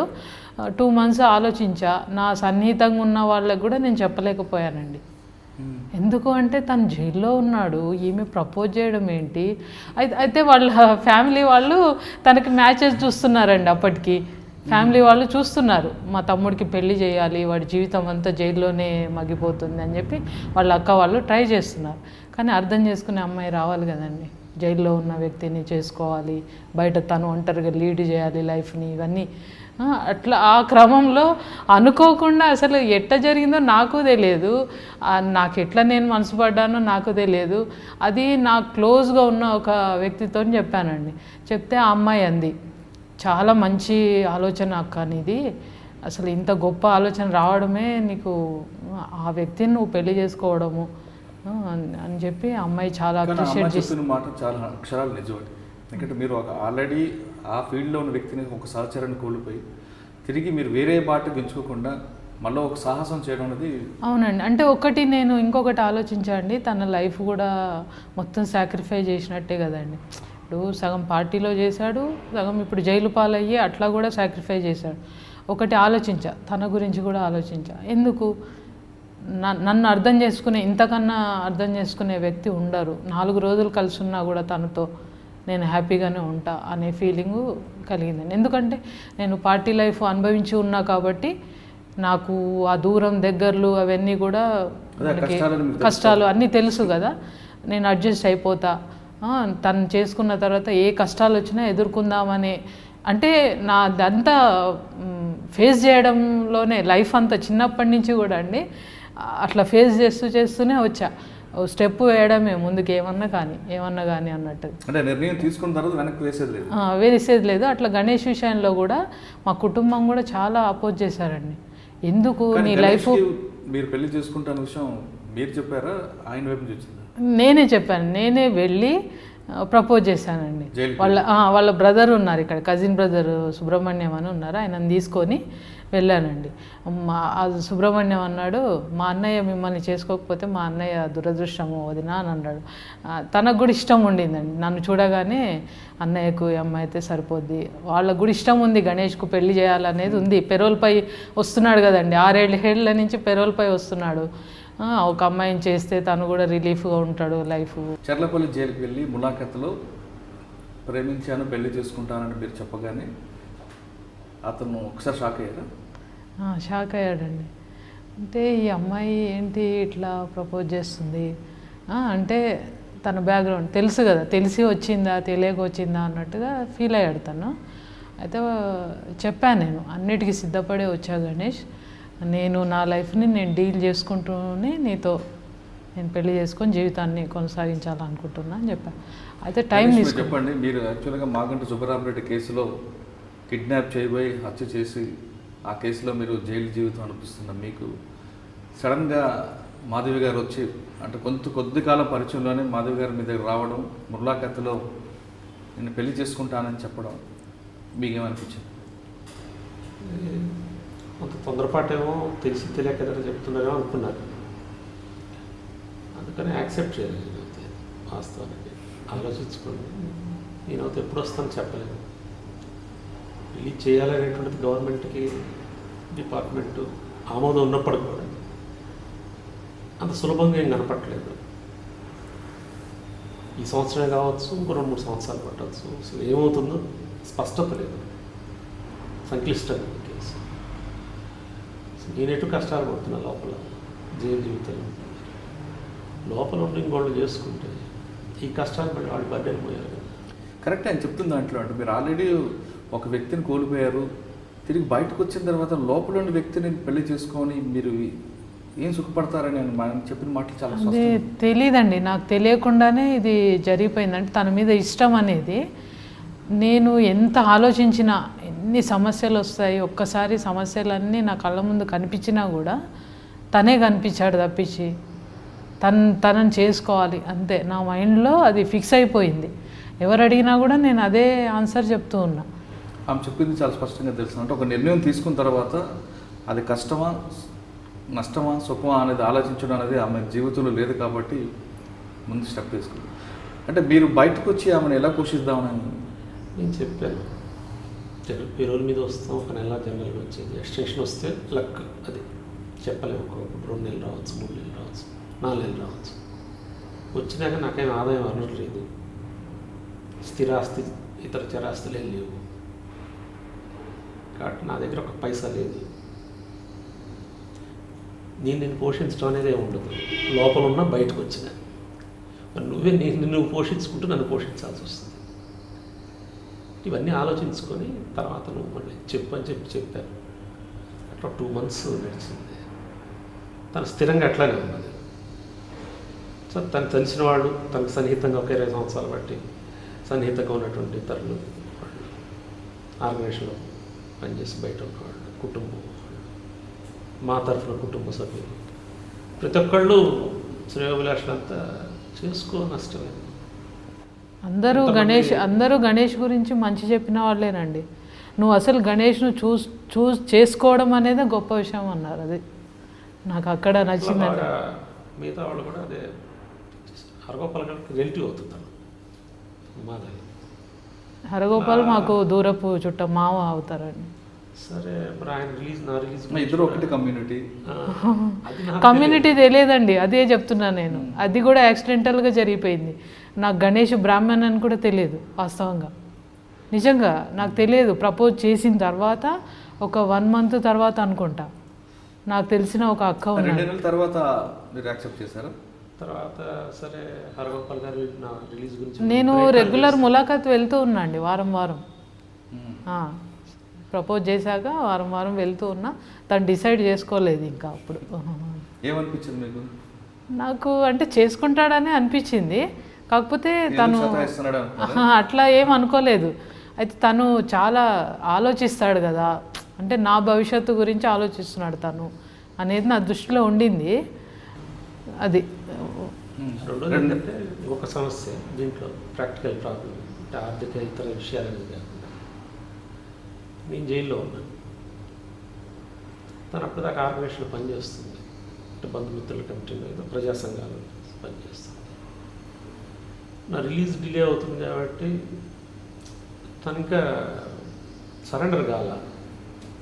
జనరల్ డిపార్ట్మెంట్ కానీ ఇతరత్ర కానీ ఏమో చేసుకుని మళ్ళీ వెళ్ళిపోతారా అనేటువంటి ఒక భావం ఏర్పడటానికి అవకాశం ఉంది. కాబట్టి ఈ పరిస్థితుల్లో నువ్వు అటు ప్రజా సంఘాల్లో పనిచేస్తూ నన్ను చేసుకోవటం అనేది అది రెండింటి మ్యాచ్ కాదు, సమస్య అవుతుంది. ఇవున్న పేరులు కూడా నాకు బంధు పెట్టచ్చు. కానీ నేను ఒక లిమిటేషన్లో ఉన్నాను. నేను ఇట్లానే ఉండమని నేను కోరను, కానీ నన్ను చేసుకోవాలంటే ఈ పరిస్థితి వస్తుంది. ఇది కూడా ప్రాక్టికల్గా ఆలోచించాల్సి వస్తుంది అనేది కూడా చెప్పాను. దానికి తగ్గట్టే అనుకోకుండా ఏమైపోయిందంటే నయం వీళ్ళకి తెలిసి అంటే చేసుకుని ఇద్దరు పేరుల మీద వచ్చేటప్పుడు వెళ్ళిపోతారేమో అనేటువంటి ఒక వాళ్ళ ఆలోచన. వాస్తవంగా అట్లా లేదు మాకు. తను బాగా బెదిరించడం మొదలుపెట్టారు, తను దూరంగా ఉండమని. నయంకి ఏం సంబంధం లేదు. అంటే నయం జనరల్గా ఆర్గనైజేషన్కి అగెనిస్ట్ ఉన్నాడు. నేను ఏదైనా ఇట్లా నుండి బయటకు వచ్చేసి తనతో పాటు ఉంటే బాగుండు, తనకి సంతోషం. మళ్ళీ ఇన్నాళ్ళ తర్వాత ఇట్లా చేసుకొని తిరిగి వెళ్ళిపోతే నేను అప్పటికి ఆర్గనైజేషన్లో ఉన్నా అండి. ప్రజెంట్. అప్పటికి రిజైన్ చేయలేదు, తనతో ములాఖాత్ వెళ్తూ ఉన్నా. తెలుసు యాక్టివిటీస్లో రెగ్యులర్గా ఉండేదాన్ని చేస్తే అది నయంకి అంతా ఎప్పటికప్పుడు తెలుస్తూ ఉంది. అయితే నాకు ఫోన్లు చేశాడు. తనని ప్రపోజ్ చేసిన ఒక 2 monthsకి అనుకుంటా ఫోన్ చేసి బెదిరించాడు. బూతులు తిట్టి అసలు హరగోపాలు వీళ్ళందరి పేర్లు తీసుకొని ఇంకా లకారాలతోనే మొదలుపెట్టి షాక్ అయ్యా. అంటే ఫస్ట్ టైం నేను ఫోన్లో అట్లా నయీం ఇట్లా బెదిరిస్తాడు అనేది విన్నాం, కానీ అట్లా ఫోన్లో నేను డైరెక్ట్గా వినడం అనేది నాకు షాకింగ్గా అనిపించింది. ఇంకా దాంతో ఫోను స్విచ్ ఆఫ్ చేసి పెట్టానండి. మరుసటి రోజు కూడా మళ్ళీ ప్రయాణం వెళ్తూ ఉన్నా, కూకట్పల్లికి వెళ్తుంటే ఫోన్ వచ్చింది. మాధవి గారా అని మొదలుపెట్టి మళ్ళీ తిట్టడం మొదలుపెట్టాడు. ఏమంటాడు అసలు? నీకు సరిపోలేదా, వాడు సరిపోలేదా, వీడు సరిపోలేదా, ఇట్లా మాట్లాడాడు. గణేష్ను ఎందుకు వాడు టాపిక్ మొదలు పెట్టేలోపే నేను కట్ చేశానండి. ఇంకా మాట్లాడేవాడేమో, నేను కట్ చేశాను. ఇంకా అర్థమైంది నాకు. ఎందుకంటే చేసుకోవద్దంటాడా, పెళ్ళే వద్దంటాడా?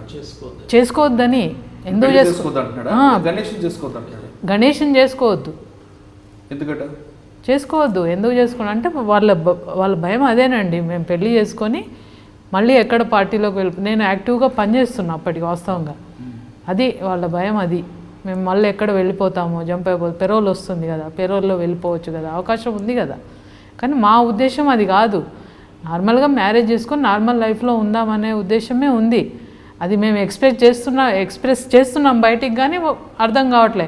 అది చెప్పినా ఎందుకు చేసుకుంటున్నావు, ఏమవసరం, ఆ టాపిక్ మొదలుపెట్టే లోపే నేను కట్ చేశానండి. మాట్లాడేవాడేమో ఆ బూతులు వినలేక నేను పెట్టేస్తే తనకు లెటర్ రాశాడు, గణేష్కు లెటర్ రాసి పరిణామాలు తీవ్రంగా ఉంటాయి అది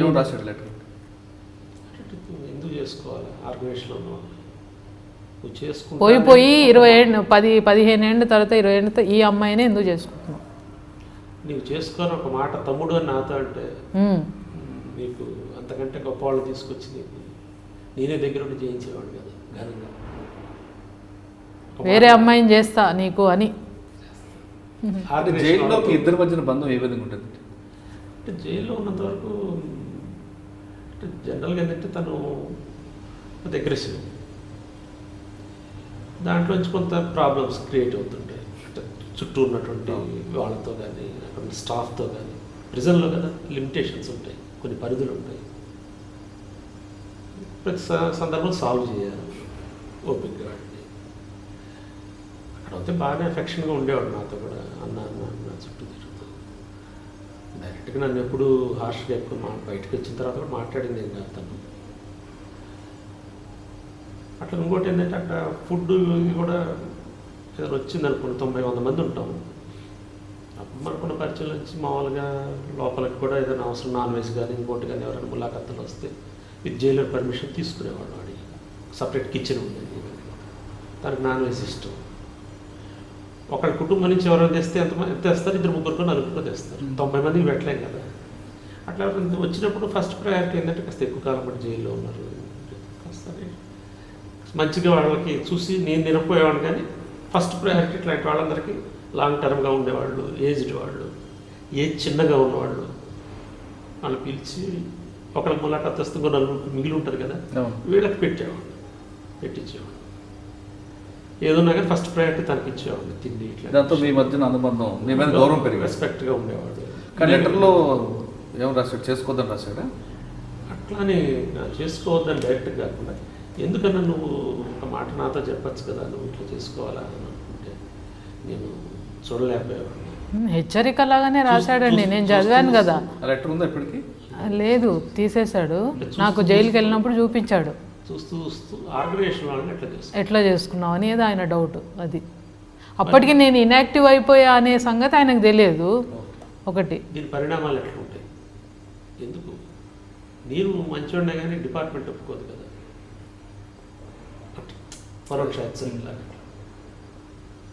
పరిణామం తీవ్రంగా ఉంటుంది అనే పదాన్ని కూడా వాడాడు. కానీ ఇంత బెదిరింపుల మధ్యన మీ ఇద్దరు వివాహం ఎక్కడ జరిగింది, ఎప్పుడు జరిగింది? మా వివాహం అండి మా చెల్లి వాళ్ళ ఇంట్లో. మాకు హోటల్ తీసుకుందాం అనుకున్నాం అండి. అప్పటికి ఖర్చులు మేము పెట్టుకోలేని పరిస్థితి, ఇవన్నీ ఇంత పెద్ద ఎత్తున ఎందుకులే అని చెప్పి సింపుల్గా ఇంట్లోనే కుటుంబ సభ్యుల మధ్యన చేసుకుందామని అనుకొని మా సిస్టర్ దగ్గర ఇంట్లో కూకట్పల్లిలో చెల్లెలు సాఫ్ట్వేర్ ఎంప్లాయీ అండి. తనే ఖర్చు పెట్టుకుంది, తనే మా మ్యారేజ్ చేసిందని చెప్పాలి. అందరినీ పిలుచుకున్నామండి, మా ఫ్యామిలీస్, గణేష్ వైపు ఫ్యామిలీస్ పిలిచాము. ఒక 90 మెంబర్స్ దాకా అయ్యారు. జస్ట్ అట్లా పూలదండలు మార్చుకున్నాం. ఫొటోస్ ఉన్నాయి 2 మ్యారేజ్ అయినాయి. అది కుటుంబ సభ్యుల మధ్యన సింపుల్ మ్యారేజ్ అండి. జస్ట్ దండలు మార్చుకొని ఆ కుటుంబం ఈ కుటుంబాలు భోజనాలు చేసి హ్యాపీగా జరిపోయింది. అంటే పెరోల మీద బయటకు వచ్చిన తర్వాత మీ ఇద్దరు వివాహం అవ్వడం, తిరిగి ఆయన పెరోల మీద కంప్లీట్ అవ్వగానే జైలుకి వెళ్ళాల్సి వస్తుంది. అప్పుడు ఏమనిపించింది? అంటే ఒకటండి, నా అదృష్టం ఏమైపోయిందంటే మ్యారేజ్ 1 మంతే వచ్చింది ఫస్ట్. అయితే కోర్టులో వేసుకున్నాడండి తను. వేసుకుంటే లక్కీగా 5 మంత్స్ వచ్చిందండి మా మ్యారేజ్ అప్పుడు. ఇంకా నాకు ఆనందం, ఎందుకంటే తన పెరోల్ స్టార్ట్ అయినప్పటి నుంచి నేనే ప్రయత్నాలు చేస్తున్నా. హోమ్ మినిస్టర్ గారు హరగోపాల్ సార్ని పట్టుకొని వాళ్ళని పట్టుకొని ఇన్ని ప్రయత్నాలు, ప్రతి పెరోల్లో నాకు సమస్యలేనండి. ప్రతి పెరోల్లో పోలీస్ స్టేషన్ చుట్టూ తిరగడం, ప్రతి పెరోల్లో ప్రాబ్లం. అప్పుడు కూడా అట్లా పెళ్ళి కంటే ముందే స్టార్ట్ అయిందండి నా ఇది. సార్ వాళ్ళని పట్టుకొని ఎలాగలా పెరోల్ వచ్చేసింది. వచ్చిన తర్వాత 1 మంతే ఉంటాడు కదా, 1 మంత్ అదొకటి ఇంకా మైండ్లో తోల్చేస్తుంది. ఎన్ని రోజులు ఉన్నాడు కదా, ఎన్ని రోజులు ఉన్నాడు. లక్కీగా కోర్టులో వేస్తే రేపు వెళ్ళిపోతాడు అనగా మా కోర్టులో వచ్చేసిందండి 5 మంత్స్ ఉండిపోవచ్చు అని. ఇంకా నా ఆనందానికి అద్దుర్లేవు. ఇంకా 5 మంత్స్ హ్యాపీగా గడిపేసినాం, హ్యాపీగా ఉన్నామండి 5 మంత్స్. ఓకే, తర్వాత మరి మీ కష్టాలు ఇంకా కొనసాగుతున్నాయా, అక్కడ ఆగిపోయాయి? కష్టాలు అంటే జనరల్గా ఉంటాయి కదండి. నేను తీసుకున్న స్టెప్పే అలాంటిది. తను తోడు అనేవాడు ఉండాలి అనేది అనుకుంటాం మనం. కాకపోతే తాత్కాలికంగా ఉంటున్నాడు తను. అదే చాలా. ఎందుకు అంటే నేను అన్నీ ఆలోచించుకొని ఈ స్టెప్ తీసుకున్నా కాబట్టి నాకు పెద్ద సఫరింగ్ ఫస్ట్ కొంత నేను అదే ప్రతి స్టేజ్లో నాది ఇదే అన్నట్టు ప్రాబ్లం. ఎదుర్కొని వాటిని స్టెబుల్గా నిలబడడం, అది అయితే అలవాటు అయిపోతుంది నాకు లైఫ్లో. నాకు తెలియకుండానే అన్నీ అట్లా జరుగుతున్నాయి, అట్లనే నేను నిలబడగలుగుతున్నా. తను మోరల్గా నాకు సపోర్ట్ అండి. దూరం ఉన్నా సరే కానీ అన్నిటికీ తను నాకు ఎప్పటికప్పుడు ధైర్యం చెప్తూ, నేను ములాఖాత్ వెళ్ళినప్పుడల్లా నాకు ధైర్యం చెప్తూ, నువ్వు ఇట్లా ఉండాలి, దిగులు పడొద్దు, పెరోల్ అనేది వస్తుంది. నాకు అదొక ఆప్షన్ ఉందండి, పెరోల్ అనేది వస్తుంది కాబట్టి. ఎక్కడో ఉద్యోగం చేస్తున్నాడు, ఎక్కడో ఉన్నాడు మనిషి అనే ఒక మనిషి కనిపిస్తున్నాడు, వారానికి ఒకసారి చూసుకుంటున్నా. ఈ ఆప్షన్ కూడా లేని వాళ్ళు ఉంటారు కదా, ఇంతకన్నా కష్టాలు ఉన్న వాళ్ళు ఉంటారు కదా. అది బేస్ చేసుకొని నేను మెంటల్గా ప్రిపేర్ అవుతూ జాబ్ చేస్తూ ఉన్నానండి. ఇంకా ఇల్లు గడవాలి కదా, నాకు వెనక ముందు ఏం లేదు, ఫ్యామిలీ వాళ్ళు చూస్తున్నారు. పెట్రోల్ బంక్లో గణేష్ నుంచేనండి. గణేష్ జైల్లో ఖైదీ కాబట్టి ఖైదీలకే ఎంప్లాయ్మెంట్ ఉందండి అక్కడ. అయితే నేను డీజీ గారిని, ఐజీ గారిని కలిస్తే మరి గణేష్ రిలీజ్ అయితే మేము ప్రయత్నాలు చేస్తున్నాం కానీ అది కొలికి వస్తలేదు, మీకైతే ఉద్యోగం ఇస్తామనే మాట చెప్పారు డీజీ గారి పుణ్యమాని నేను ఈ ఉద్యోగం చేసుకుంటున్నానండి. వికే సింగ్ గారు ఆయన ఇచ్చిన ఇదేనండి. అయితే చెంచల్గూడలో మహిళా పెట్రోల్ బంకులో డీజిల్ పెట్రోలు ఫిల్లింగ్ చేశానండి. నా లైఫ్లో అది కొత్త జాబు. వాస్తవంగా చెప్పాలంటే చాలా ఇబ్బంది పడ్డా, కానీ ఆ ఇబ్బందిలో ఒక ఆనందం ఉంది. అదే నేను అనుభవించా. 2.5 months అక్కడ పెట్రోల్ డీజిల్ చేశానండి. కాకపోతే చాలా లాంగ్ అవుతుందని చెప్పి మళ్ళీ సార్ వాళ్ళకి అర్జీ పెట్టుకొని, సార్ ప్లీజ్ దయచేసి నేను ఉప్పల్లో ఉంటా, నాకు పెరోల్ కోసము ఆ ఇంట్లోనే ఉండాల్సి వస్తుంది, గణేష్ కోసము సమస్య, ఇల్లు మారమ్మా, ఇక్కడ ఇల్లు మార్చుకొని ఇక్కడే ఉండు అన్నారు. అట్లా మార్చడానికి వీలే సార్, 2 రూమ్లు నేను ఎక్కడ మెయింటైన్ చేసుకుంటా, జైలు దగ్గర ఉంది, నాకు ఉప్పల్లో ఇవ్వండి అంటే, అది జెంట్స్ పెట్రోల్ బంక్ అమ్మా, జెంట్స్ది, దాంట్లో ఇవ్వలేము అని. ఏదో ఒకటి మీరు ఇవ్వగలుగుతారు సార్, మీరు అనుకుంటే చేయగలుగుతారు అని వాళ్ళ వెంటబడి మొత్తం మీద సాధించుకున్నా. అక్కడ ఇప్పుడు ఉప్పల్ పెట్రోల్ బంకులో స్టాల్లో చేస్తున్నానండి, జైల్ ప్రొడక్ట్స్ అమ్మే స్టాల్లో వర్క్ చేస్తున్నాను. హ్యాపీగానే ఉన్నా ఇప్పుడైతే. కానీ ఇతనికి జీవో వచ్చినా ఇంకా రాలేదు కదా. అవునండి. అతను రాక కోసం అదే దానికోసం కూడా ఎంత ఫైట్ చేస్తున్నామో. 4 years మా మ్యారేజ్ అయిన కొత్తలో జీవో వచ్చిందండి. జీవోలో తన పేరు కూడా వచ్చింది, ఫిట్ అయింది, పేరు కూడా ఫిట్ చేశారు. కాకపోతే ఏంటంటే 252 మందిలో తన కేసు మాత్రమే సపరేట్ అయిపోయింది. తన ఒక్క నేమ్ సపరేట్ చేసేసి ఇది సెంట్రల్ కాంకరెన్స్తో రావాలి అనేది సుప్రీంకోర్టు జడ్జిమెంట్లో అట్లా వచ్చిందంట. సెంట్రల్ కాంకరెన్స్ తోటే ఈయన రిలీజ్ కావాలి అని చెప్పి మిగతా ఖైదీలు రిలీజ్ అయ్యారండి. ఆ టైంలో మాత్రం నేను పడ్డ సఫర్ ఇంత అంత కాదండి. అసలు వచ్చేస్తున్నాడు గణేష్, ఇంకా జీవోలో వచ్చింది పేరు అనేసరికి ఆ ఆనందం అంతా ఎట్లా తుడిచిపెట్టుకుపోయిందంటే నేను కోలుకోలేదు.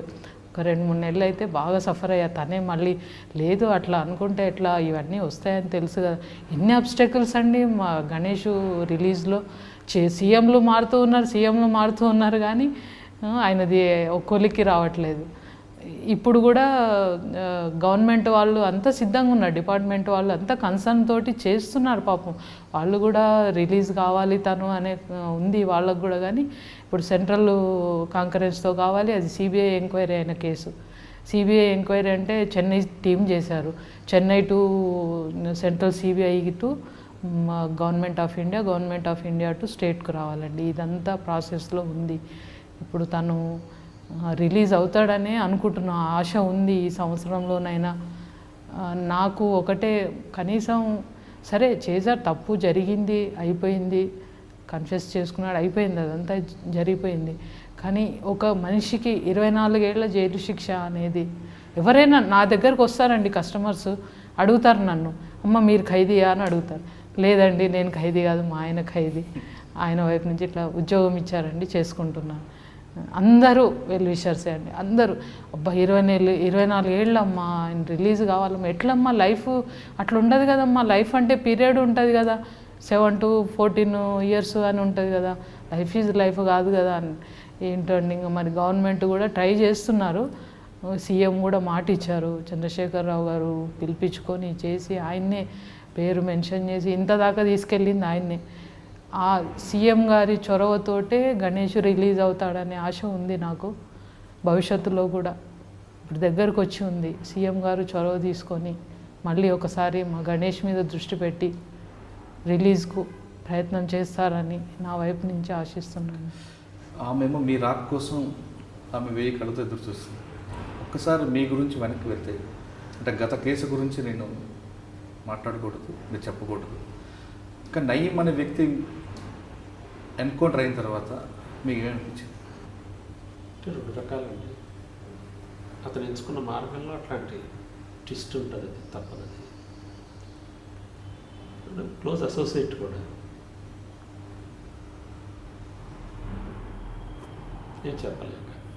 మీకేమనిపించింది నయీం ఎన్కౌంటర్ విషయం? నేను హ్యాపీగా ఉన్నాండి. ఎందుకంటే ఇప్పుడు మా ఇద్దరి మధ్యన కూడా ఎప్పుడు టెన్షన్గా ఉండేదండి. ఎప్పుడు నయీము ఎప్పుడు పిలుస్తాడు, యాక్చువల్గా నేను ఫేస్ చేశానండి అది. మ్యారేజ్కు చెప్పాను కదా, మ్యారేజ్ ముందు వాళ్ళ అక్క వాళ్ళని బెదిరించాడు, వెళ్ళి పిడుగురాళ్ళ వెళ్ళి ఎందుకు ఆ అమ్మాయిని చేసుకుంటున్నాడు, చేసుకోవద్దని అన్నాను అని చెప్పి వాళ్ళు సినిమాటిక్ స్టైల్లో వాళ్ళు చెప్తుంటే అట్లా వెళ్ళాడు అన్నట్టు. వాళ్ళ ఇంటికి వెళ్ళి గన్స్ వేసుకొని పాపల్ని వాళ్ళని వేసుకొని పోయి బెదిరించాడంట. వాళ్ళు భయపడిపోయారు, ఫోన్ చేశారు. చేస్తే ఎవరు ఏం చెప్పినా కూడా నా మైండ్ సెట్ మారదు. అయితే నయీం చనిపోవడం అయితే నేను సంతోషంగా ఉన్నా. ఎందుకంటే మా ఇద్దరి మధ్యన ఎప్పుడు ఏం జరుగుతుందో తెలియదు, మళ్ళీ పిలిపిస్తాడు, ఎటు టర్న్ అవుతుందో లైఫ్ ఏంటో అనేది ఆ డైలమ్మా ఉండింది నాకు. అందుకని చనిపోగానే హ్యాపీ అనిపించింది. అంటే నన్ను పిలిచాడండి తను, నేను అక్కను కలవాలి అని చెప్తే నేను రాను గణేష్, నేను నయీంను చూడను, నేను మాట్లాడానని చెప్పిన. వ్యక్తిగతంగానే నాకెందుకో అంటే ఆ మార్గం ఆయన తీసుకున్నది కరెక్ట్ కాదండి, కరెక్ట్ కాదు. అంత రాక్షసంగా అట్లా చేయడం కూడా. సరే తను మూమెంట్లో పనిచేసి వచ్చాడు, చేశాడని బ్యాక్గ్రౌండ్ ఉన్నా కూడా ఆ వ్యక్తి ఒక వ్యక్తి అంత దిగజారిపోవాల్సిన అవసరం లేదండి. అది నేను అనుకున్నది. అయితే నయీంను నేను కలవను గణేష్ అని చెప్పాను, కలవనని చెప్పా. గణేష్కున్న ప్రాబ్లం గణేష్కు ఉంది, తనకు ఇబ్బందే. మళ్ళీ కాంప్రమైజ్ అయ్యా, కానీ కాంటాక్ట్ కూడా పెట్టాడు. పెట్టిన 1 month 2 monthsకేనండి చనిపోయాడు. కలవాలని అనుకున్నాడు, ఎందుకో ఆయనకి ఎక్కడో డౌట్ వచ్చింది, మళ్ళీ కాంటాక్ట్ కట్ చేశాడు మాది. వాళ్ళ అక్కను నన్ను పిలిచాడండి కలవడానికి. ఫైనల్గా చెప్పమ్మా, గణేష్ పెరగడం మీద ఉన్నారు, ఆయన మాట్లాడకూడదు ఎక్కువ, ఆయన బయటకు రావాలని కోరుకుందాం.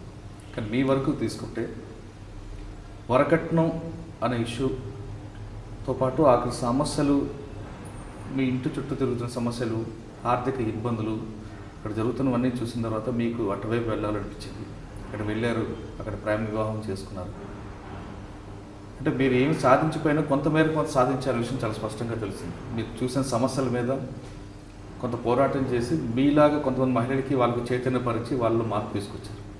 తర్వాత జరిగిన పరిణామాలు, పూణే నుండి చనిపోవడం, తర్వాత మళ్ళీ మీరు గణేష్ని పెళ్లి చేసుకోవడం, దాదాపు మీకు జీవితంలో ఎన్ని రకాల ఒడిదుడుకులు అన్నీ కూడా మీరు ఎదుర్కొంటూ వచ్చారు. అంటే వరకట్ట సమస్య స్టార్ట్ అయిన మీ జీవితం తిరిగి ఇంకో కొత్త జీవితంలోకి వచ్చారు. ఇప్పుడున్న యువతకి మీరు ఇచ్చే మెసేజ్ ఏంటి? అంటే మీరు ఎదుర్కొన్న సమస్యల్ని మీలాగే ఫైట్ చేయాలా, లేదా దానికి వేరే వేరే మార్గాలు ఉన్నాయంటారా? మా అలాగే ఫైట్ చేయమని నేను చెప్పానండి. కాకపోతే అమ్మాయిలకు నేను ఇచ్చే ఒకటే సజెషన్ ఏంటంటే, ఏది వచ్చినా నిలబడగలి, అమ్మాయిలం కదా ఇంతే జీవితం. నేను కూడా ఒకప్పుడు అట్లనే ఆలోచించానండి. సాధారణ కుటుంబం నుంచి వచ్చిన సాధారణ అమ్మాయిలాగానే ఆలోచించేదాన్ని. వెనక్కి ఒకసారి చూసుకుంటే ఆ మాధవి ఈ మాధవేనా అని అనుకుంటా. అంటే పరిణామం జరిగింది, ఒక పరిణామం అయితే వచ్చింది. నేను పాలిటిక్స్లోకి వెళ్ళినా దాని నుంచా అని కాదని కొంత నేర్చుకోగలిగిన.